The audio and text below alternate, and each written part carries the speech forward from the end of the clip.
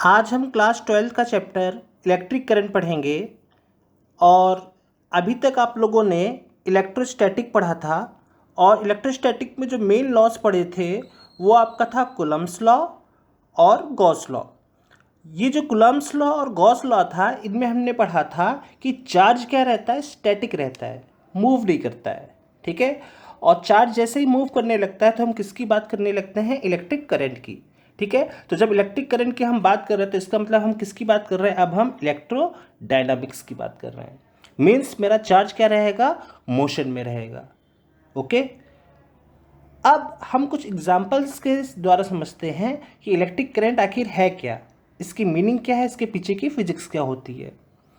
तो अगर हम बात करें कि विंड कैसे फ्लो करती है, हवा कैसे बहती है, तो हम लोग ने पढ़ा होगा, आपको दिमाग में याद आ रहा होगा। पहले अगर आप देखोगे तो अगर हम दो रीज़न की बात करें, एक रीज़न ये है और एक रीज़न ये है। ये है लो प्रेशर, ये है आपका लो प्रेशर का एरिया और ये है आपका हाई प्रेशर का एरिया। ठीक है। तो होगा क्या कि जो लो प्रेशर है यहाँ पे क्या हो रहा है, ड्यू टू हीट के कारण यहाँ पे क्या हो रहा है, यहाँ पे हीट ज़्यादा है तो यहाँ से क्या हो रहा है, हीट एमिट हो रही है। और यहाँ पे क्या है, हाई प्रेशर। तो हाई प्रेशर से क्या होगा, लो प्रेशर की तरफ क्या होने लगता है, विंड फ्लो करती है। ठीक है, ये बात क्लियर है। ठीक इसी तरीके से अगर हम जो हमारे घरों में जो वाटर फ्लो होता है, उस वाटर फ्लो का अगर हम लोग कॉन्सेप्ट देखें तो ये एक टैंक होता है हमारा, एक वाटर टैंक होता है। ठीक है। ये क्या है हमारा, एक वाटर टैंक। ठीक है। और यहाँ कहीं हम लोग नीचे कहीं पे हमारा एक टैप होता है जिससे क्या होता है, वाटर नीचे ड्रॉप आउट होता है। ठीक है। तो इसमें हुआ क्या कि यहाँ पे जो वाटर टैंक है, इस वाटर टैंक में एक पोटेंशियल एनर्जी होगी। ठीक है। ये पोटेंशियल एनर्जी जो होगी वो किसके फॉर्मूले के थ्रू होगी, mgh के थ्रू। ठीक है। तो अब इस वाटर टैंक पे यहाँ पे जो वाटर की जो एनर्जी है, जो पोटेंशियल एनर्जी है, वो ज़्यादा होगी क्योंकि हाइट ज़्यादा है। और यहाँ पे क्या है, जो टैप वाला है, यहाँ पे एनर्जी क्या होगी, लो। तो due to difference in potential energy हमारा वाटर क्या होगा, यहाँ से नीचे फ्लो होता है। ठीक है। तो एक चीज़ जो हमने यहाँ से वाटर एयर वाला विंड वाला एग्जांपल देखा और जो यहाँ पे वाटर टैंक वाला एग्जांपल देखा, ड्यू टू डिफरेंस है ना, कोई ना कोई डिफरेंस आया। जैसे यहाँ पे क्या है, प्रेशर डिफरेंस आया। ठीक है। यहाँ पे भी क्या है, पोटेंशियल एनर्जी का जो डिफरेंस था उसके कारण क्या हो रहा है, मेरा वाटर फ्लो हो रहा है। इस कारण क्या हो रहा है, यहाँ पे विंड फ्लो हो रही थी और यहाँ पे क्या हो रहा है, वाटर फ्लो हो रहा है। और फ्लो की डायरेक्शन क्या हो रही है, हायर टू लो। अब हम लोग करंट की बात करते हैं कि व्हाट इज़ इलेक्ट्रिक करंट। ठीक है। तो इलेक्ट्रिक करंट का जो रिप्रेजेंटेशन होता है, इसको हम लोग किससे रिप्रेजेंट करते हैं, आई से। ठीक है। और ये क्या होता है कि किसी कंडक्टर के किसी पॉइंट पे यूनिट सेकेंड में जितने चार्ज फ्लो करते हैं उसको हम क्या कहते हैं, इलेक्ट्रिक करंट या विद्युत धारा। ठीक है। तो इसका जो फॉर्मूला होता है, जो बेसिक फॉर्मूला होता है, वो होता है I equal to D Q upon D T. ठीक है। मतलब अगर हमने एक कंडक्टर लिया, ठीक है, ये हमने क्या लिया, एक कंडक्टर लिया और इस कंडक्टर को हमने क्या किया, एक बैटरी से जोड़ दिया। ठीक है। अब इस कंडक्टर से क्या होगा, इसके जो नेगेटिव टर्मिनल है यहाँ से क्या होंगे, इलेक्ट्रॉन मूव करेंगे। ठीक है। और ये कंडक्टर जो है, इस कंडक्टर में क्या होंगे, फ्री इलेक्ट्रॉन्स होंगे। ठीक है। इस कंडक्टर के अंदर क्या होंगे, फ्री इलेक्ट्रॉन्स होंगे। तो जैसे ही हमने इस कंडक्टर का कनेक्शन एक्सटर्नल फील्ड से किया, एक्सटर्नल सोर्स से किया, और जैसे ही ये इलेक्ट्रॉन क्या हुए, इस कंडक्टर की तरफ पहुँचे, तो ये जो इलेक्ट्रॉन है, जो बैटरी के इलेक्ट्रॉन, ये कंडक्टर के जो इलेक्ट्रॉन है उसको क्या करेंगे, रिपल करेंगे, क्योंकि लाइक चार्जेस है तो क्या होगा, रिपल होगा। तो ये जो बैटरी से जो इलेक्ट्रॉन निकल रहे हैं वो इस कंडक्टर के इलेक्ट्रॉन को क्या करेंगे, रिपल करेंगे। और रिपल होने के कारण ये इलेक्ट्रॉन क्या होंगे, इस पॉइंट से बाहर की तरफ क्या होंगे, एग्जिट हो जाएंगे और इस बैटरी के पॉजिटिव टर्मिनल में आके न्यूट्रलाइज हो जाएंगे। ठीक है, फिर फर्दर क्या होगा, यहाँ से और इलेक्ट्रॉन निकलेंगे नेगेटिव टर्मिनल से, फिर यहाँ से क्या होगा, तो यहाँ से क्या होगा, इलेक्ट्रॉन और ज़्यादा मूव करेंगे और यहाँ पे आके पॉजिटिव टर्मिनल में आके क्या हो जाएंगे, न्यूट्रलाइज हो जाएंगे। ठीक है, अब इसमें ये बात ध्यान रखना है, इसमें कंजर्वेशन ऑफ चार्ज का लॉ फॉलो करेगा, ऐसा नहीं कि यहाँ पे कोई कंजर्वेशन ऑफ चार्ज का वायोलेशन हो जाएगा। ठीक है, अब बात होती है कि जो हमारी करंट है इसकी यूनिट क्या होगी। ठीक है, तो यहाँ पे चार्ज क्या है, Q। ठीक है, इसकी यूनिट क्या होती है, कूलाम, और टाइम क्या होता है, सेकेंड। तो कूलाम पर सेकेंड क्या हो गया, इसकी यूनिट हो गई। और इसकी दूसरी यूनिट एक होती है, इसको हम लोग किससे रिप्रेजेंट करते हैं, एम्पियर से। ठीक है, शॉर्ट में हम लोग AMP भी लिखते हैं। अब अगर हमें किसी सर्किट में करंट को मेज़र करना है तो उस करंट को मेज़र करने के लिए जिस इंस्ट्रूमेंट का यूज़ होता है, अमीटर। ठीक है, अमीटर से हम लोग क्या करते हैं, करंट का मेज़रमेंट। और एक चीज़ ध्यान रखिएगा कि जब किसी सर्किट से हम लोग करंट का मेज़रमेंट करते हैं तो अमीटर हमेशा किसी सर्किट में सीरीज़ में अप्लाई होता है। ठीक है, अमीटर को हमेशा हम कैसे लगाते हैं, सीरीज़ में, तभी हमें करंट की वैल्यू फाइंड आउट करते हैं। ठीक है, तो ये कुछ बेसिक कॉन्सेप्ट्स था करंट का जिसको ध्यान में रखना है। अब इसके बाद कई बार एग्जाम्स में क्वेश्चन आता है कि 1 एम्पियर की डेफिनेशन। ठीक है, 1 एम्पियर की डेफिनेशन। अब 1 एम्पियर की डेफिनेशन हम इसी फॉर्मूले से निकालेंगे। ठीक है, तो अगर मैंने टाइम क्या कर दिया, 1 सेकेंड, टाइम कितना ले लिया, 1 सेकेंड। ठीक है, तो इसकी डेफिनेशन हो जाएगी कि किसी कंडक्टर के किसी पॉइंट पे 1 सेकेंड में जितने चार्ज फ्लो होते हैं उस फ्लो ऑफ चार्ज को हम लोग क्या कहते हैं, इलेक्ट्रिक करंट। ठीक है, अब अगर हम लोग बात करें कि करंट एक वेक्टर क्वांटिटी है कि स्केलर। ठीक है, तो आप बताइए करंट वेक्टर है कि स्केलर।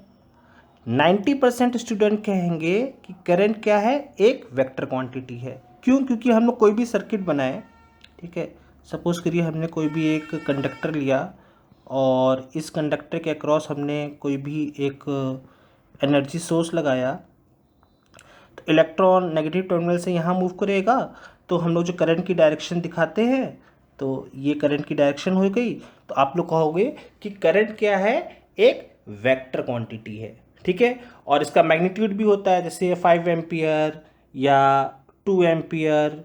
ठीक है, तो अगर हमने इसका मैग्नीट्यूड बता दिया और डायरेक्शन होती है तो करंट क्या है, एक वेक्टर क्वांटिटी है। ठीक है, लेकिन करंट जो है वो एक वेक्टर क्वांटिटी ना होके वो क्या है, एक स्केलर क्वांटिटी।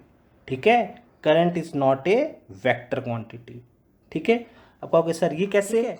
तो अगर हम लोग अपने घर में कनेक्शन की बात करें तो अगर हम लोग सपोज करो बेटा कि एक वायर है, यहाँ से 10 एम्पियर की करंट फ्लो हो रही है। ठीक है, फिर फर्दर आप देखोगे घर में जो लाइन होती है वो लाइन क्या होती है, डिस्ट्रीब्यूट होती है, एक वायर के बाद दूसरे वायर क्या होते हैं, करंट का डिस्ट्रीब्यूट करते हैं। तो सपोज करो यहाँ से फिर वायर का डिस्ट्रीब्यूशन हुआ और यहाँ पे जो चली गई 5 एम्पियर की करंट चली गई और यहाँ पे भी क्या हो गया, 5 एम्पियर की करंट चली गई। ठीक है, और सपोज करो यहाँ पे एक बल्ब लगा हुआ है। ठीक है, और यहाँ पे भी क्या है, एक बल्ब लगा हुआ है। ठीक है, यहाँ का भी सर्किट पूरा है, यहाँ का भी सर्किट पूरा है। तो ये जो लेफ्ट साइड में जा रहा है यहाँ पे करंट और ये राइट साइड में जा रहा है, तो वेक्टर अगर होगा तो वेक्टर में अपोजिट डायरेक्शन है, तो अपोजिट डायरेक्शन है, मैग्नीट्यूड भी सेम है। तो क्या दोनों बल्ब जलना बंद हो जाते हैं? ऐसा तो होता नहीं है, बल्ब दोनों जलते हैं। ठीक है, कि 5 एम्पियर कैंसिल कर गया, तो क्या ये करंट क्या एक दूसरे को अपोजिट डायरेक्शन का कैंसिल कर देंगे? नहीं। ठीक है, तो करंट क्या है, एक स्केलर क्वांटिटी। अब और एक चीज़ समझ सकते हैं, अगर हम क्या करें, ये जो मैंने सर्किट बनाया है, इस सर्किट में अगर मैंने क्या किया, मैंने बैटरी के टर्मिनल अगर चेंज कर दिए। ठीक है, अब मैंने टर्मिनल क्या कर दिए, चेंज कर दिए। अब मेरी करंट की डायरेक्शन क्या होगी, ये। तो जो करंट की डायरेक्शन हम बताते हैं वो हम किसके थ्रू बताते हैं, टर्मिनल के थ्रू। और अगर हमने टर्मिनल चेंज किया तो डायरेक्शन चेंज हो गई, ठीक है। तो यही कुछ मेन कॉन्सेप्ट्स थे कि इलेक्ट्रिक करंट क्या होती है, हमारी एक स्केलर क्वांटिटी। बहुत ही ध्यान रखिएगा, कई बार हम लोग गलती कर देते हैं स्टूडेंट्स। अब हम लोग पढ़ेंगे करंट डेंसिटी, धारा घनत्व। तो इसको हम लोग किससे रिप्रेजेंट करते हैं, इसको रिप्रेजेंट करते हैं वेक्टर जे से। तो ऑब्वियस सी बात है कि एक वेक्टर क्वांटिटी है, ठीक है। एक जो मिसकंसेप्शन आता है, करंट डेंसिटी जो है, डेंसिटी वर्ड आ रहा है, घनत्व वर्ड आ रहा है, तो यह एक वॉल्यूम रिलेटेड क्वांटिटी है। लेकिन ये एक वॉल्यूम रिलेटेड क्वांटिटी ना होके ये एक एरिया रिलेटेड, क्षेत्रफल से रिलेटेड क्वांटिटी होती है, ठीक है। तो सबसे पहले हम लोग इसका फॉर्मूला देखते हैं। तो इसका जो फॉर्मूला है वो फॉर्मूला है J equal to I upon A. तो इसकी अगर हम डेफिनेशन की बात करें तो अगर हमने एरिया कितना ले लिया, यूनिट एरिया कितना ले लिया, 1 मीटर स्क्वायर ले लिया। तो यूनिट एरिया में किसी कंडक्टर के किसी पॉइंट पे यूनिट एरिया में जितनी करंट फ्लो करेगी उसे हम लोग क्या कहेंगे, करंट डेंसिटी, जी। क्लियर है? एक बार फिर से सुन लीजिए कि किसी कंडक्टर के किसी पॉइंट पे यूनिट एरिया में जितनी करंट फ्लो करेगी उसे हम लोग क्या कहेंगे, करंट डेंसिटी या धारा घनत्व। नाउ अब अगर हम इसका एक वेक्टर फॉर्म में अगर हम लोग लिखना चाहें इसका दूसरा फॉर्मूला, तो अगर हमें करंट बताना है तो I इक्वल टू क्या हो जाएगा, J वेक्टर क्वांटिटी है और एरिया भी हमारी कैसी क्वांटिटी है, एक वेक्टर क्वांटिटी, तो J डॉट A, ठीक है। तो I बराबर क्या होगा, J डॉट A। और अगर हम डॉट प्रोडक्ट को ओपन करेंगे तो क्या हो जाएगा, J A कॉस थीटा। तो ये जो फॉर्मूला था, ये फॉर्मूला मेरा क्या दे रहा था, इसका मैग्नीट्यूड, और ये किससे बता सकते हैं हम लोग, करंट की डायरेक्शन बता सकते हैं। अब अगर हम लोग किसी कंडक्टर की बात करें तो कंडक्टर में जो डायरेक्शन आई की होगी, ठीक है, वही डायरेक्शन क्या होगी, जे की होगी। और जो मेरा आई है वो क्या है, स्केलर क्वांटिटी, लेकिन जे क्या है, मेरी एक वेक्टर क्वांटिटी, ठीक है। अब एरिया क्या है, एरिया भी क्या है, एक वेक्टर क्वांटिटी होती है। कि सपोज करिए अगर आपको ये एक एरिया दे रखा है और अगर आपको इसका वेक्टर निकालना है तो वेक्टर क्या होगा, इसके नॉर्मल क्या होता है आपका वेक्टर। तो जे ए कॉस थीटा क्या दे देगा आपको, करंट की वैल्यू, ठीक है। अगर हम इसकी यूनिट की बात करें कि इसकी यूनिट क्या होगी, आई क्या जो यूनिट होगा वो होगा एम्पियर और एरिया का होगा मीटर स्क्वायर। तो एम्पियर पर मीटर स्क्वायर क्या हो जाएगी इसकी यूनिट। अब हम लोग जे का एक फॉर्मूला पढ़ते हैं करंट डेंसिटी का। तो जे बराबर क्या पढ़ा अभी हम लोगों ने, जे बराबर आई अपॉन ए, ठीक है। और आई बराबर क्या होता है, आई बराबर होता है क्यू अपॉन टी। और क्यू क्या होता है, क्यू बराबर हम लोगों ने एन ई पढ़ा हुआ है और एन ई अपॉन टी। अब आई की इस वैल्यू को हम लोग यहाँ पे पुट अप कर देंगे। तो जे की वैल्यू आ गई N E upon T into A. तो ये भी क्या हो गया, एक जे का फॉर्मूला। काफ़ी बार न्यूमेरिकल्स में हम लोग इस फॉर्मूले का यूज़ कर सकते हैं। अब हम लोग पढ़ते हैं ड्रिफ्ट वेलोसिटी, अनुगमन वेग। तो ड्रिफ्ट वेलोसिटी बहुत ही इंपॉर्टेंट टर्म है। ये किसी कंडक्टर के अक्रॉस जब हम कोई एनर्जी सोर्स लगाते हैं तो उसके फिजिक्स को एक्सप्लेन करता है, ठीक है। तो सबसे पहला जो फिगर है, इस फिगर में देखिए आप कि हमने इस कंडक्टर अक्रॉस कोई सोर्स नहीं लगाया है। तो जब कोई सोर्स नहीं लगाया है तो ये जो मेरा कंडक्टर के अंदर जो फ्री इलेक्ट्रॉन्स होंगे वो रैंडमली इधर उधर मोशन करेंगे। आप इसको ऐसा समझ सकते हो कि जैसे क्लास में जब कोई टीचर नहीं होता है तो स्टूडेंट क्या होते हैं, रैंडमली इधर उधर मोशन करते रहते हैं, ठीक है। कोई डायरेक्शन तो होती नहीं है स्टूडेंट्स को, तो वो ऐसे ही बात करते हैं, इधर उधर घूमते हैं। तो वो रैंडमली अपनी लिमिट के अंदर कंडक्टर के अंदर इलेक्ट्रॉन क्या करेंगे, मूव करेंगे। बट अब इसमें हो गया क्या कि सपोज़ करो हर एक इलेक्ट्रॉन की जो वेलोसिटी है, सपोज़ कि जो फर्स्ट इलेक्ट्रॉन है उसकी वेलोसिटी जो है वो है u1, फिर इसी तरीके से दूसरे इलेक्ट्रॉन की वेलोसिटी है u2, तीसरे की है u3। तो जब रैंडमली और इसी तरीके से करते करते हमने क्या किया कि un इलेक्ट्रॉन है, ठीक है, n इलेक्ट्रॉन हमने माना। तो अब ये जो इलेक्ट्रॉन होंगे, क्योंकि कोई डायरेक्शन तो है नहीं, तो रैंडमली एक दूसरे टकरा के क्या हो जाएंगे कि अगर हम सारी वेलोसिटीज़ को ऐड करेंगे, ठीक है, सभी वेलोसिटी का सम अप क्या होगा, ज़ीरो होगा। ये वेलोसिटी का सम अप ज़ीरो इसलिए होगा क्योंकि जैसे क्लास में जब कोई टीचर नहीं है और स्टूडेंट क्या करेंगे, रैंडमली इधर उधर मोशन, तो उनका रिजल्टेंट क्या होगा, ज़ीरो होगा। तो ठीक इसी तरीके से जब कोई फील्ड नहीं लगेगी तो इन इलेक्ट्रॉन्स की जो इनिशियल वेलोसिटी होगी वो क्या होगी, सम अप क्या होगा, ज़ीरो होगा। अब सेकंड केस में देखिए, जैसे ही मैंने इस कंडक्टर के अक्रॉस एक एनर्जी सोर्स दिया, बैटरी लगाई, ठीक है, ये बैटरी सोर्स लगाया, तो क्या होगा, एक इलेक्ट्रिक फील्ड डेवलप होगी, ठीक है। तो इलेक्ट्रिक फील्ड की डायरेक्शन क्या होगी, आपकी फील्ड की डायरेक्शन ये होगी। तो सबसे पहले इसमें जो फिनोमेना होगा फिजिक्स का वो क्या होगा कि ऊपर वाले जो रैंडमली मोशन कर रहे थे वो इलेक्ट्रॉन क्या करेंगे, एक एक्सेलरेशन फील करेंगे, ठीक है। तो उस एक्सेलरेशन के कारण इलेक्ट्रॉन क्या करेंगे, एक दूसरे से टकराएंगे। तो होगा क्या, जब एक इलेक्ट्रॉन दूसरे इलेक्ट्रॉन से टकराएगा तो कुछ समय के लिए रुकेगा, फिर क्या होगा, फील्ड के कारण क्या होगा, फिर से मोशन करेगा, फिर वो दूसरे इलेक्ट्रॉन से टकराएगा, फिर ऐसे टकरा टकरा के वो अपने इस तरीके से क्या होगा, एक इलेक्ट्रॉन टकरा टकरा के वो बैटरी के पॉजिटिव टर्मिनल तक जाके न्यूट्रल हो जाएंगे, ठीक है। तो होगा क्या कि जो मेरा बैटरी का जो फील्ड है वो क्या कराएगा, इलेक्ट्रॉन को एक एवरेज वेलोसिटी प्रोवाइड कराएगा। और ये जो एवरेज वेलोसिटी होती है ड्रिफ्ट वेलोसिटी कहते हैं या अनुगमन वेग कहते हैं, ठीक है। तो ये जो एवरेज वेलोसिटी होती है ये ड्रिफ्ट वेलोसिटी होती है। फिर से समझ लीजिए, अगर हम डेफिनेशन के टर्म्स में बोलना चाहें कि जब हम किसी कंडक्टर के अक्रॉस कोई एनर्जी सोर्स लगाते हैं तो ये जो सोर्स होता है इलेक्ट्रॉन को एक एवरेज वेलोसिटी प्रोवाइड कराता है, और ये एवरेज वेलोसिटी क्या होती है, आपकी ड्रिफ्ट वेलोसिटी। एक इसमें टर्म आता है रिलैक्सेशन टाइम। क्या आता है, रिलैक्सेशन टाइम, जिसको हम लोग हिंदी में बोलते हैं श्रांति काल, ठीक है। और इसको हम लोग रिप्रेजेंट करते हैं टाउ से। किससे रिप्रेजेंट करते हैं, टाउ से, ठीक है।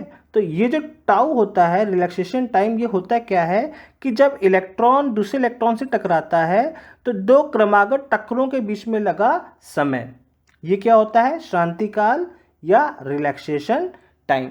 क्लियर है। तो ये थोड़ा ड्रिफ्ट वेलोसिटी का कॉन्सेप्ट था, इसको बहुत ही ध्यान से रखिएगा। अब हम लोग ड्रिफ्ट वेलोसिटी का एक्सप्रेशन फाइंड आउट करेंगे। हमने क्या किया, एक कंडक्टर लिया और कंडक्टर के अक्रॉस हमने क्या लगा दिया, एक सोर्स लगा दिया। तो अब इस सोर्स के कारण इस कंडक्टर में जो इलेक्ट्रिक फील्ड की डायरेक्शन होगी वो क्या होगी, लेफ्ट टू राइट, ठीक है।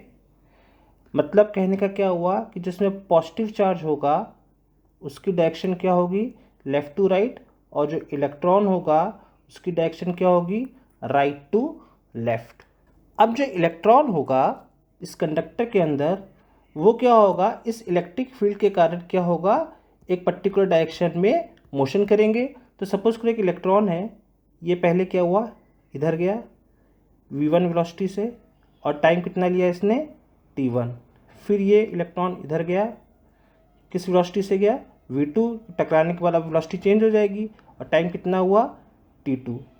अब ये इलेक्ट्रॉन सपोज करो इधर चला गया, कितना हो गया, v3, और टाइम कितना हो गया, t3। और ऐसे टकराते टकराते हमने माना इसकी जो वेलोसिटी आ गई फाइनली ये vn वेलोसिटी हो गई, और टाइम कितना लिया इसने, tn, ठीक है। तो अब ये जो इलेक्ट्रॉन मेरा मूव कर रहा है तो ड्यू टू फील्ड इसमें एक एक्सेलरेशन होगा, और उस एक्सेलरेशन की डायरेक्शन भी क्या होगी, इस डायरेक्शन में एक्सेलरेशन होगा, ठीक है। अब हम लोग देखते हैं कि जो इलेक्ट्रॉन पे इलेक्ट्रिक फील्ड के कारण जो फोर्स होता है उस फोर्स का हम लोग ने फॉर्मूला पढ़ा है F equal to Q into E. अब यहाँ पे चार्ज क्या है, इलेक्ट्रॉन है, तो यहाँ पे क्या हो जाएगा, E इंटू कैपिटल E, ठीक है। और अगर इलेक्ट्रॉन का मास m है, स्मॉल m, तो इस पे फोर्स कितना लगेगा, F equal to m a।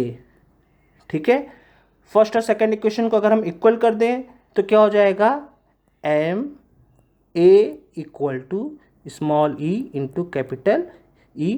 तो यहाँ से a की वैल्यू आ जाएगी आपकी small e capital E upon small m। ठीक है, ये किसकी वैल्यू आ गई, एक्सेलरेशन की। अब हम क्या करते हैं कि जो हमारी ये इक्वेशन आपने बहुत देखी है, v equal to u plus a t, पढ़ा है ना सबने 11th में। ठीक है, तो यहाँ पे जो u है वो क्या है, इनिशियल वेलोसिटी, और इनिशियल वेलोसिटी क्या होगी, ज़ीरो होगी। क्यों होगी ज़ीरो, क्योंकि जब हमने कोई चार्ज नहीं लगाया है, जब कोई इलेक्ट्रिक फील्ड नहीं लगाई है, तो इलेक्ट्रिक फील्ड नहीं लगाएंगे तो उस समय क्या बताया था मैंने भी लास्ट में कि उनकी इनिशियल वेलोसिटी क्या होगी, ज़ीरो। ठीक है, अब ये जो v है, ये इलेक्ट्रॉन का जो वेलोसिटी है, जैसे यहाँ पे क्या है, v1 plus v2 plus v3 and so on, ये कहाँ तक चला जाएगा, vn का होल अपॉन n। ये क्या होगा, v। तो अब ये क्या बता रहा है, एक तरीके से इसकी एवरेज वेलोसिटी, क्या बता रहा है, एवरेज वेलोसिटी। तो ये किसके इक्वल हो जाएगा, एक तरीके से एवरेज वेलोसिटी क्या बताता है, एक तरीके से ड्रिफ्ट वेलोसिटी बताता है। तो ये किस में कन्वर्ट हो जाएगा, vd में। ठीक है, और यहाँ पे जो टाइम की बात करें, टाइम कितना होगा, t1 plus t2 plus t3 and so on, कहाँ तक चला गया, tn अपॉन n। तो ये भी क्या होगा, एक एवरेज टाइम बता रहा है, और ये टाइम हम किससे रिप्रेजेंट करते हैं, रिलैक्सेशन टाइम या शांति काल से रिप्रेजेंट किया था, तो किसके इक्वल हो जाएगा, टाउ के। ठीक है, तो अब इन वैल्यूज़ को हम इस इक्वेशन में रख देते हैं। ठीक है, तो यहाँ पे v की जगह क्या हो जाएगा, vd। तो vd इक्वल टू u क्या हो जाएगा, zero plus a as it is रखते हैं अभी, और t की जगह क्या हो जाएगा, टाउ। ठीक है, क्लियर है। अब यहाँ पे हम a की वैल्यू को यहाँ से उठाएंगे। ठीक है, तो जब हम a की वैल्यू को यहाँ से उठाएंगे तो यहाँ पे क्या हो जाएगा, vd equal to small e into capital E upon m into tau. ठीक है, तो ये हमारा क्या हो गया, ड्रिफ्ट वेलोसिटी का एक्सप्रेशन। ठीक है, तो बहुत ही इंपॉर्टेंट है ये फॉर्मूला, ध्यान रखिएगा। आगे हम लोग जो करंट और ड्रिफ्ट वेलोसिटी में रिलेशन फाइंड आउट करेंगे, इस चैप्टर में जो भी प्रूफिंग करेंगे वो इसी बेस से उठाएंगे हम लोग यहाँ पे। तो v बराबर आएगा drift velocity equal to E क्या है, यहाँ पे इलेक्ट्रॉन का चार्ज, E क्या है, इलेक्ट्रिक फील्ड, टाउ क्या है, रिलैक्सेशन टाइम शांति काल, और m क्या है, मास। If you like this video, please click subscribe to watch more such videos. Thanks for watching.